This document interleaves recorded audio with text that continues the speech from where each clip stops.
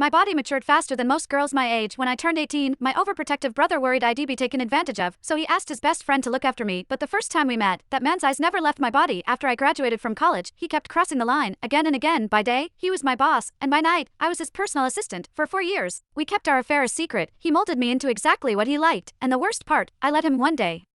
His ex-fiancée came back from overseas. He slipped out of my bed in the middle of the night and rushed to the airport to pick her up. Humiliated but unwilling to let go, I followed him there, only to watch him gently stroke another woman's hair right in front of me. He turned to me and said, "Jennifer Huckabee, 4 years ago, you were the one who crawled into my bed while I was drunk. The way you're behaving now, it's really pathetic." The way he looked at her was soft, and the way he mocked me was sharp and deliberate. I suddenly realized he was right. This was meaningless, so I lowered my head, texted my brother to tell him I'd accept the Sinclair family marriage proposal, then looked up at that man and smiled. "All right then, goodbye." Chapter Marvin Huckabee, my brother, called not long after. I could hear the relief in his voice through the call, surely because he thought I had finally let go of the man I had loved for years. What he did not know was that the man I was madly in love with was his best friend, Devin Woodford. After hanging up, I picked up the resignation letter I already prepared and headed for HR. However, the process stalled at the final step. "Ms. Huckabee, if you want to resign within a week, you'll need the CEO's signature for approval." Devin again. Even at the very end, I still could not avoid him. I tightened my grip on my phone, walked to the end of the empty hallway, and dialed that all too familiar number. The ringing went on for a long time.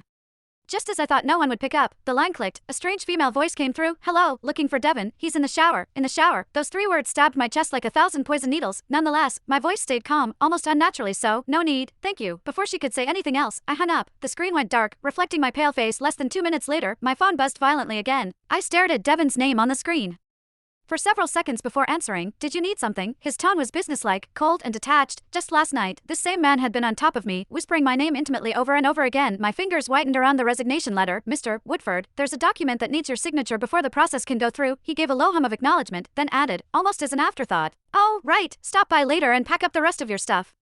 She's moving in. The apartment in the western suburbs is empty. You can stay there. I promised Marvin I'd take care of you." 4 years ago, he pulled me into his bed while drunk, tossing me the charity of being his bedmate. 4 years later, under the excuse of loyalty to his best friend, he was offering me a place to live. His carefully considerate gestures were so absurd, they almost made me laugh. "That won't be necessary, Mr. Woodford," I said, forcing a smile. "I'm an adult. I can take care of myself." Once he signed the resignation form and I finished my last handover, the ridiculous 4 years between us would finally come to an end.